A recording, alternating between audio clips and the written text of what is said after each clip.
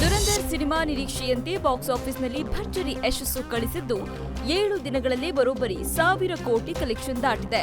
ಕೇವಲ 1 ವಾರದಲ್ಲೇ ಇಂತಹ ಸಾಧನೆ ಮಾಡಿದ ಸಿನಿಮಾವಾಗಿ ದುರಂದರ್ 2 ದಾಖಲೆ ಬರೆದಿದೆ. ರಾಜಮೌಳಿ ನಿರ್ದೇಶನದ ಬಹುನಿರೀಕ್ಷಿತ ವಾರಣಾಸಿ ಸಿನಿಮಾದಲ್ಲಿ ಹೊಸದೊಂದು ಬದಲಾವಣೆಯಾಗಿದೆ. ದುರಂದರ್ ಸಿನಿಮಾದ ದೊಡ್ಡ ಗೆಲುವಿನ ಬಳಿಕ ವಾರಣಾಸಿ ಟೀಮ್ ಕೂಡ 2 ಭಾಗಗಳಲ್ಲಿ ಸಿನಿಮಾ ಬಿಡುಗಡೆ ಮಾಡೋ ಯೋಚನೆ ಮಾಡಿದೆ. ಕೇವಲ 3 ಗಂಟೆ ಅವಧಿಯಲ್ಲಿ ವಾರಣಾಸಿ ಕತೆ ಹೇಳೋದು ಕಷ್ಟ ಎನ್ನಲಾಗ್ತಿದೆ. ಹೀಗಾಗಿ 2 ಭಾಗಗಳಲ್ಲಿ ತೆರೆಗೆ ತರಲು ರಾಜಮೌಳಿ ಚಿಂತಿಸಿದ್ದು, ಈ ವಿಚಾರಕ್ಕೆ ಸಂಬಂಧಿಸಿದಂತೆ ಮಾತುಕತೆ ಜೋರಾಗಿ ನಡೀತಾ ಇದೆ. ಆದರೆ ಇದು ಸೀಕ್ವೆಲ್ ಆಗಿರೋದಿಲ್ಲ, ಬದಲಾಗಿ ಮುಂದುವರಿದ ಭಾಗವಾಗಿ 2 ಪಾರ್ಟ್ಗಳಲ್ಲಿ ವಾರಣಾಸಿ ಬರಲಿದೆ. ಪ್ರೇಮ ಸಂಬಂಧಕ್ಕೆ ಅಡ್ಡಿಯಾದ ತಾಯಿಯನ್ನೇ ಕೊಂದು ಬೆಡ್ರೂಮ್ನಲ್ಲಿ ಹೂತು ಹಾಕಿದ್ದ ಭೀಕರ ಘಟನೆಯೊಂದು 1 ವರ್ಷದ ಬಳಿಕ ಬೆಳಕಿಗೆ ಬಂದಿದೆ.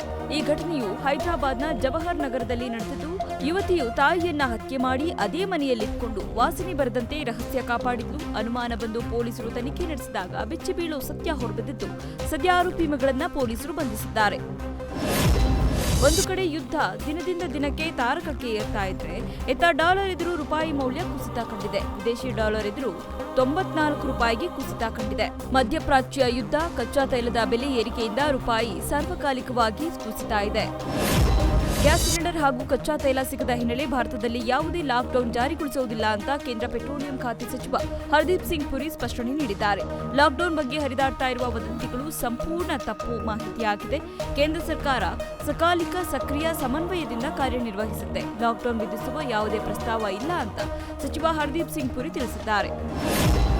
ಇರಾನ್ ಕಣ್ತಪ್ಪಿಸಿ ಪಾಕಿಸ್ತಾನ ಧ್ವಜ ಹೊತ್ತ 10 ಆಯಿಲ್ ಟ್ಯಾಂಕರ್ ಹಡಗುಗಳು ಹಾರ್ಮುಜ್ ಜಲಸಂಧಿಯನ್ನು ದಾಟಿದೆ. ಇವುಗಳು ಪಾಕಿಸ್ತಾನಕ್ಕೆ ಹೋಗ್ತಾ ಇದೆ ಅಂತ ಇರಾನ್ ಅವಕಾಶ ನೀಡಿತ್ತು. ಆದರೆ ಸದ್ದಿಲ್ಲದೆ ಈ 10 ಆಯಿಲ್ ಟ್ಯಾಂಕರ್ ಹಡಗುಗಳು ಅಮೆರಿಕಾಗೆ ರವಾನೆಯಾಗಿದೆ. ಈ 10 ತೈಲ ಟ್ಯಾಂಕರ್ನ ಇರಾನ್ ದೇಶವು ತನಗೆ ಗಿಫ್ಟ್ ನೀಡಿದೆ ಅಂತ ಟ್ರಂಪ್ ಹೇಳಿಕೊಂಡಿದ್ದಾರೆ. ಶಿವಮೊಗ್ಗ ಜಿಲ್ಲೆಯ ಹೊಸನಗರದ ಎಡಚಿಟ್ಟೆ ಗ್ರಾಮದ 2 ವರ್ಷದ ಬಾಲಕ ಪೃಥ್ವಿ ಕಣ್ಣಿನ ಕ್ಯಾನ್ಸರ್ನಿಂದ ಬಳಲ್ತಾ ಇದ್ದು ತುರ್ತು ಶಸ್ತ್ರಚಿಕಿತ್ಸೆಯ ಅಗತ್ಯವಿದೆ.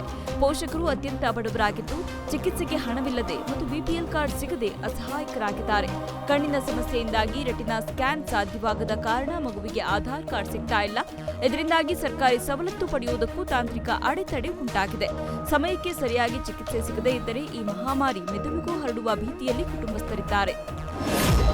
ವಿಜಯನಗರದಲ್ಲಿ ಅತಿಥಿ ಶಿಕ್ಷಕಿಯರು ಆರ್ಥಿಕ ಸಂಕಷ್ಟಕ್ಕೆ ಸಿಲುಕಿದ್ದಾರೆ. ಕಳೆದ 10 ತಿಂಗಳಿನಿಂದ ಸಂಬಳವಿಲ್ಲದೆ ಶಿಕ್ಷಕರು ಬೀದಿಗೆ ಬಿದ್ದಿದ್ದಾರೆ. ಅಕಾಡೆಮಿಕ್ ವರ್ಷ ಮುಗಿತಾ ಬಂದರೂ ಶಿಕ್ಷಣ ಇಲಾಖೆ ಸರ್ಕಾರ ಶಿಕ್ಷಕರಿಗೆ ಸಂಬಳ ನೀಡ್ತಾ ಇಲ್ಲ. ಪೂರ್ವ ಪ್ರಾಥಮಿಕ ಶಾಲೆಯಲ್ಲಿ ಅತಿಥಿ ಶಿಕ್ಷಕರಾಗಿ ಕರ್ತವ್ಯ ನಿರ್ವಹಿಸ್ತಾ ಇರುವ 100 ಶಿಕ್ಷಕರು ಸಂಬಳ ಇಲ್ಲದೆ ಪರದಾಡ್ತಿದ್ದಾರೆ. ಕೇವಲ ವಿಜಯನಗರ ಜಿಲ್ಲೆಯಷ್ಟೇ ಅಲ್ಲದೆ ಕಲ್ಯಾಣ ಕರ್ನಾಟಕದ ಎಲ್ಲಾ ಜಿಲ್ಲೆಗಳಲ್ಲೂ ಇದೇ ಪರಿಸ್ಥಿತಿ ಎದುರಾಗಿದೆ. ಸಂಬಳ ಸಿಗದೆ ಬದುಕು ನಡೆಸುವುದಕ್ಕೂ ತುಂಬಾ ಸಮಸ್ಯೆ ಆಗ್ತಾ ಇದೆ ಅಂತ ಶಿಕ್ಷಕರು ಅಳಲು ತೋಡಿಕೊಂಡಿದ್ದಾರೆ.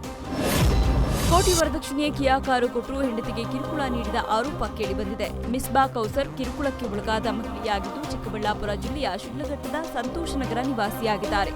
ಶಾಹಿದ್ ಪಾಷಾನನ್ನ ಮದುವೆಯಾಗಿ 2 ವರ್ಷವಾದರೂ ನಿರಂತರ ಕಿರುಕುಳಕ್ಕೆ ಮಹಿಳೆ ಬೀಸುತ್ತಿದ್ದು, ಗಂಡ ಹಾಗೂ ಅತ್ತೆ ಮಾವ ಸೇರಿ 7 ಜನ ಕಿರುಕುಳ ಕೊಡ್ತಾ ಇದ್ದಾರೆ ಅಂತ ಮಹಿಳೆ ಆರೋಪ ಮಾಡಿದ್ದಾರೆ. ಈ ಕುರಿತು ಶಿಡ್ಲಘಟ್ಟ ನಗರ ಠಾಣೆಯಲ್ಲಿ ವರದಕ್ಷಿಣೆ ಕಿರುಕುಳ ದೂರು ದಾಖಲಾಗಿದೆ.